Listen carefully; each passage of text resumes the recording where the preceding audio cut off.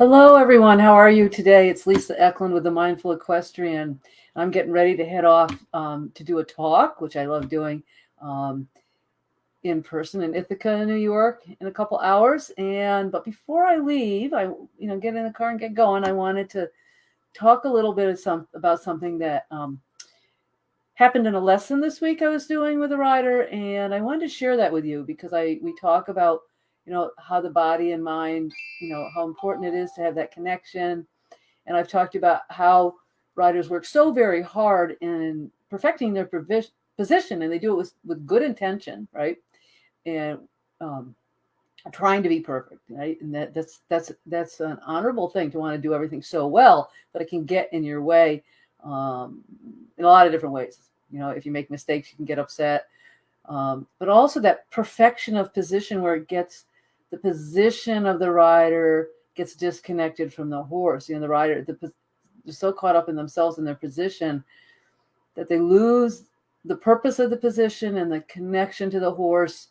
And it can cause all different things. And with this rider, she's a very nice rider. I've worked with her several times, and she's very diligent and wants to do really well. And she can tend to get at the canter a little perched above the saddle. And here's Izzy.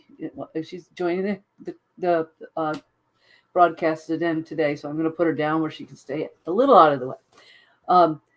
That she can get perched above the saddle and arch her lower back a little bit. And it's really like she's kind of sitting there trying to hold that position, right? And particularly with jumping, like it's almost like she wants to be in that 2-point, but it's really kind of locked in, and the lower back's caved and kind of arched and tight, and everything's tight, and she's loses connection with the horse. And she was riding a pony, a nice pony, but that can get a little motory and can get a little pushy and push through the corners and fall in, and just be a little not hard, but just it takes a little more work.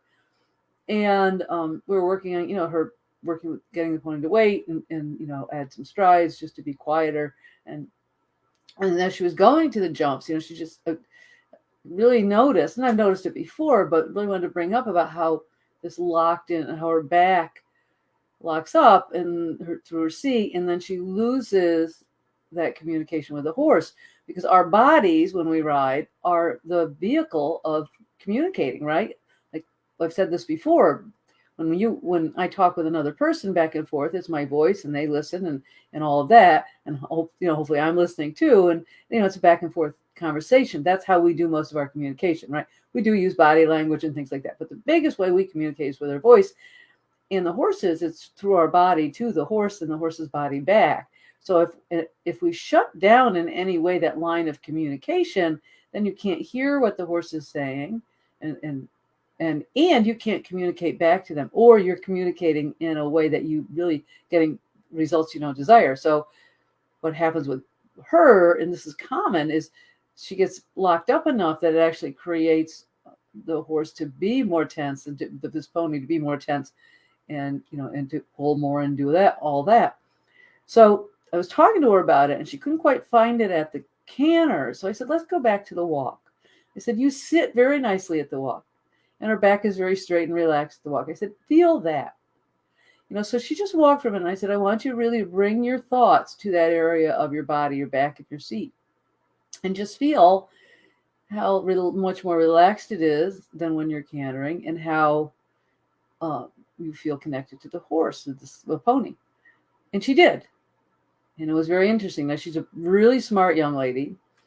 And she understands, like, when you want to make a change like this, you've got to take it out of your habit of the area of the amygdala of the brain where habits get, automated to make things simple and stuff. That's where they're automated, whether they're habits we like or not, right? So this habit of her, when she canters and getting in that position, it's a habit.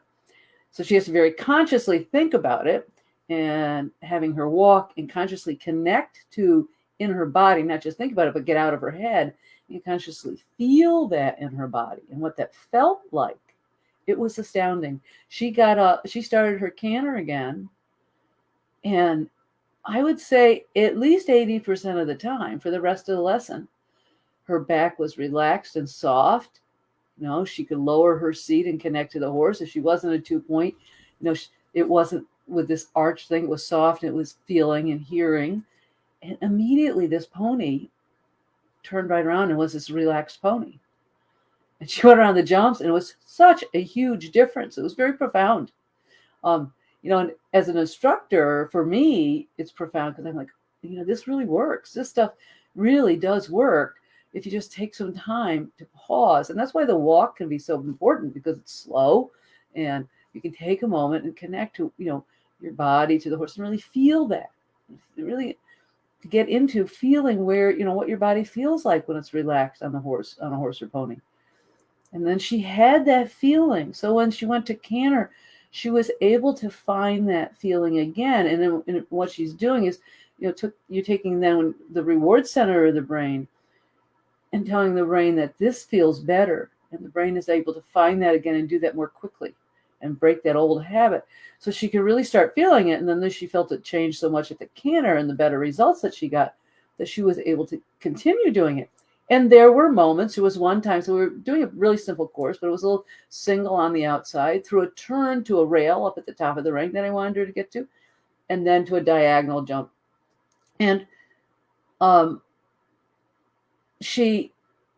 this one time, she really rode the first jump nicely, and the pony landed left.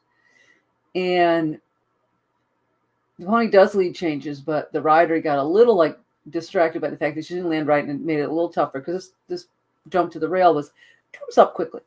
So she lost, that, and got a little oh no, I'm making a mistake. And in her wanting to do things really well, got a moment in that perfectionist mindset, got back into the stiffness in her back, got over the pole, got the lead, but then the next jump, she was a little locked up again, and she felt it. She saw it. She felt it. She knew it. She did get it back, as she got closer, but it made it not quite as smooth. So you will have things, when you do make changes like this, things will happen that you revert back. But the cool thing is she had the tools, excuse me, and the feel, that connection that she'd felt to kind of go back to, and she was letting go of the mistake too, and going back to that feel that she had felt at the walk, and then after that at the canter. So she was able to bring it back. So it wasn't 100% of the time. And you know what? It'll never be. When you make changes, things always happen again. John Kabat-Zinn, I got to look it up so I say this quote correctly. I have it written down because I was writing down some quotes that I'd come across. Says, you can't stop the waves, but you can learn to surf, right? So she had this wave of perfectionism come through, right? When landed left, oh, what do I do? I'm not going to get there perfectly to the next pole. And that moment of I'm making mistakes came through, but she was getting better at surfing, and she kind of was able to come back and go, no, I can find this other place. This is the better place. I can let go of the mistake, soften and connect to my pony, and get back to work. And she did. And she was able to do that. And then we went and, did the course a couple more times, and she was able to continue doing that, right? So taking that time, like if you're struggling with something in your position, number one, let go of trying to think about just position. Think about what the horse needs, and are you communicating, and are you hearing them? And taking some time at the walk, when you're not rushing, nothing's coming up, you're not doing jumps, whatever it may be, to just feel those things and connect to those things and consciously think, oh, this is where it is, and then feel it in your body. So your brain starts noticing that and feeling that better result. And then bring it to the next thing, whether it be the trot or the canter or jumping or whatever, so that you can, go back and slow things down and connect, and then you can bring it forward. So this one simple little change and this one simple little exercise made a huge difference. So it doesn't necessarily need to be a lot of complicated things. And in riding, we get thinking that we have to make it complicated, and it has to be so many different things. But just addressing one simple thing can make a huge change. So I just wanted to share that. It was kind of, it was a fun thing. Is certainly when I teach and these things happen, I'm like, oh, it just brings so much more joy. Like I love teaching, but it reminds me of why I like doing it when you see these breakthrough moments. And when I see how working with, not just telling a rider, sit this way, do that, do that, do that, do this with the horse, but helping them with their mind, helping them through that can really help their, that brings everything together in the riding, because that's a missing ingredient for a lot of people, is not connecting to their mind and then connecting that mind and body experience. So it was really cool. I got to get ready to head off, like I said, to do my talk, but I wanted to share that with you guys today. And if you would like to do a clinic, please contact me, Lisa at mindfulequestrian.com, or can contact me to talk about doing one-on-one coaching. I do that as well. And I'm also very excited that I'm bringing out some new programs. Haven't gotten the title for it. Working on that. Working on what it's all going to look like for you guys to do more group offerings and things. I'm very excited about that. It's coming. It's a process.